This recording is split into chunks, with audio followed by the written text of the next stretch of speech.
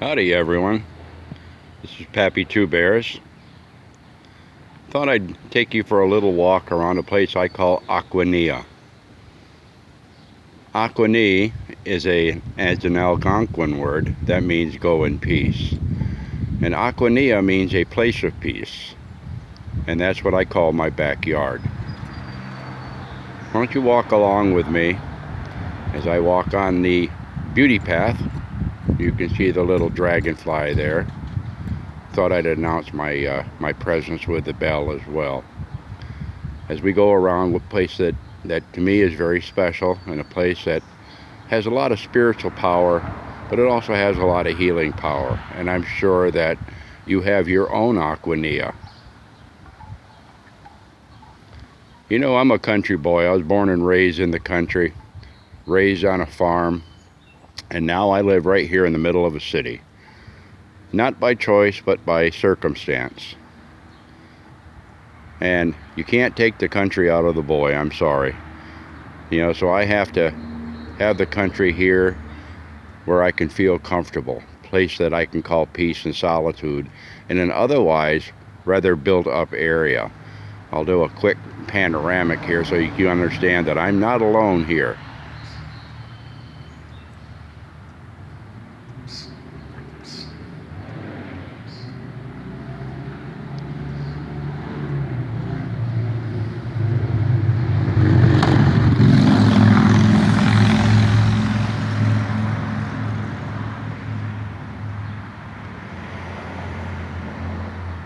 Yep, I've purposely left the traffic sounds in because I've learned to drown them out.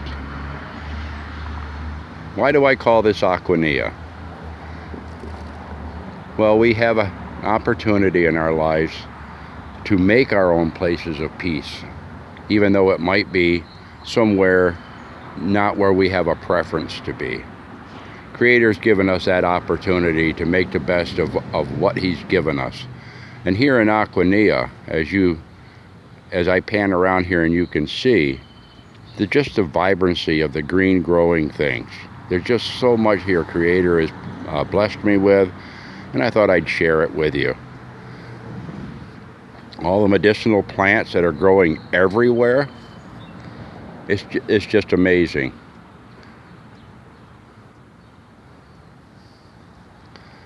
This little stump right here that you see, well, it's not so small actually, is the remnants of a huge mimosa tree that's grown here for many, many years. As you can tell by the piece of metal that you see in the crotch down there, that was a turnbuckle that held that old tree together to keep it from falling apart. Well, it got a disease and it started to become quite dangerous. So I had to have it cut down this year, and it really hurt me to do that, because it's such a beautiful tree. But you know, Creator reminds me, as I see the new growth coming out of this stump, that the life force is so vital and so wants to grow, that even in the times that we think that death has approached us, there's always the seed of growth that's there. Something new comes from it. And it looks like it wants to grow, and I'm going to let it grow too. It has beautiful flowers on it that spring out about, I guess July. I used to call it the firecracker tree because it would bloom right around the 4th of July.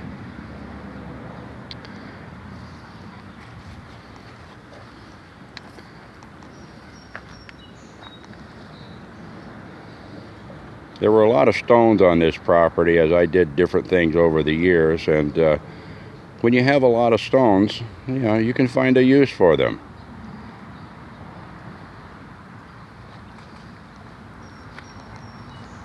You see some of my sacred plants that I grow here. This is my sage. I also have some cedar that's growing.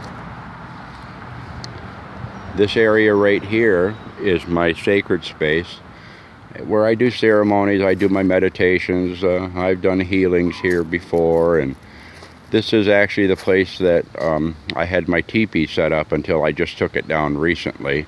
The teepee does need to have some repairs, but in the center there is a fire pit, and perhaps sometime soon we'll sit down next to the fire and and have a chat about some of the things that I found that have been helpful to me over the years.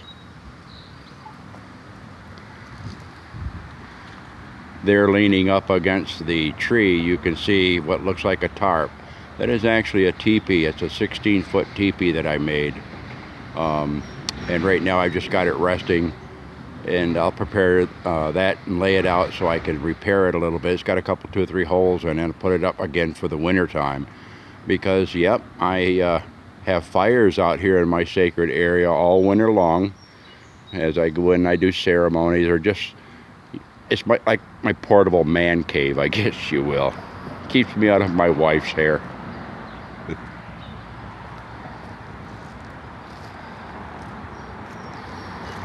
I'd like to also introduce you to a couple of my close family members. That's Kaikua. She's my big country girl. She's a real good girl. And what she does is she just keeps you company, and she makes sure that the cats don't have any food left in their bowls, and that her brother doesn't get a lot of food either, because she likes it all. And she loves to roll in the mud, this one. You know, she's the original mudder.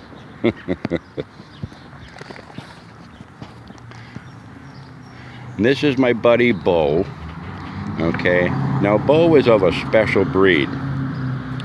Okay, he's a mixed breed, but the breed that he is, well, there are some other ones out there, but they're not that many. He comes from the Lixilata face breed. Okay, and I call him Sir Kiss-a-Lot. He's a good boy too, but he can be special. He doesn't like the rain. He's afraid he's going to melt. He doesn't like the thunder. He doesn't like to have Daddy have his own pillow, so he got to share the pillow with Dad. Yeah, and his mama taught him how to drink out of the bathroom sink instead of out of a dog bowl for some reason. Go figure.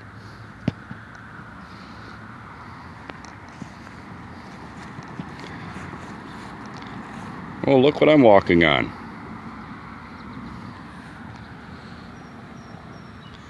If you listen to Lady in the Woods, you'll hear her talk about this plant all the time. This is called plantain, and I use a lot of it.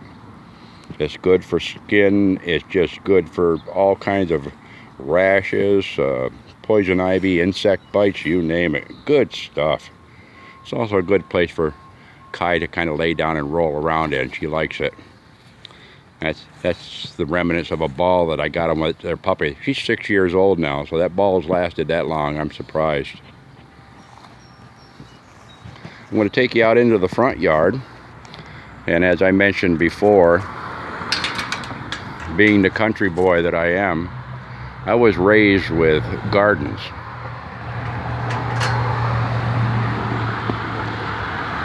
So what better place in the city to have a garden than right in your front yard? This little plot right here is just so happy to be here, and we're happy to have it. We've got the cucumbers and beans and tomatoes and peppers and potatoes and a couple of squash and some corn.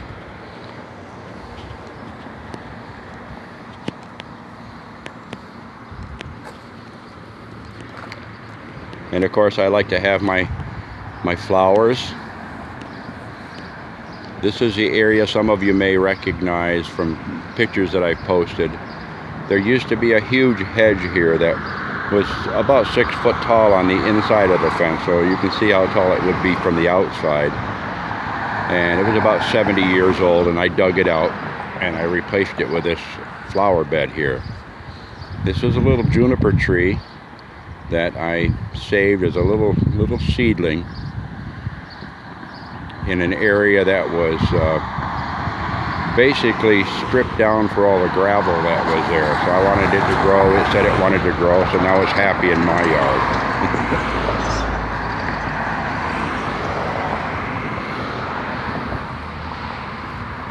And as you can tell from the traffic sounds, this is not quite as peaceful a place as the backyard, but I still call it part of my Aquania. So it's my wife and I that live here in this place with our 2 dogs and our 2 cats. And good Lord, look what we're living in.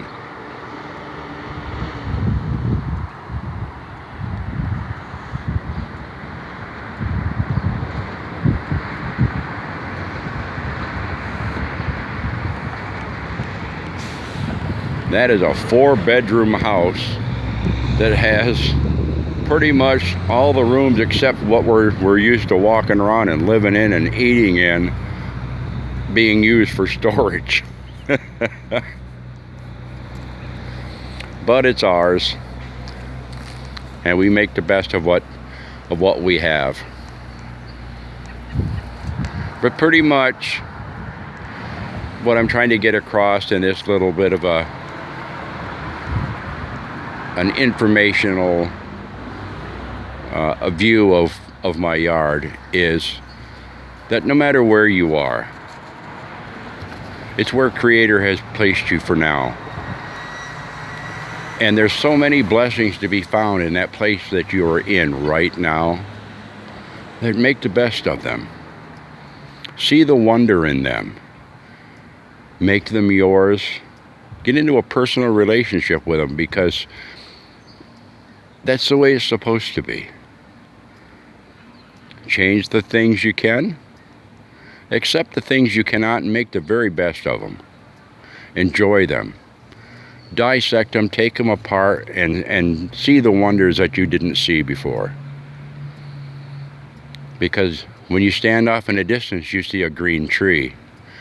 But when you come up close, you can see the green tree is made up of many, many small parts. And each of them is beautiful in their own way.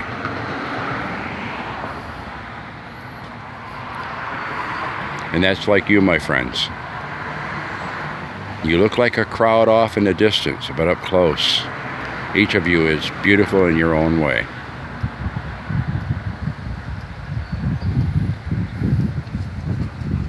This has been Pappy Two Bears, and I hope that you've enjoyed a little tour around Aquania. We'll talk again soon when our paths cross.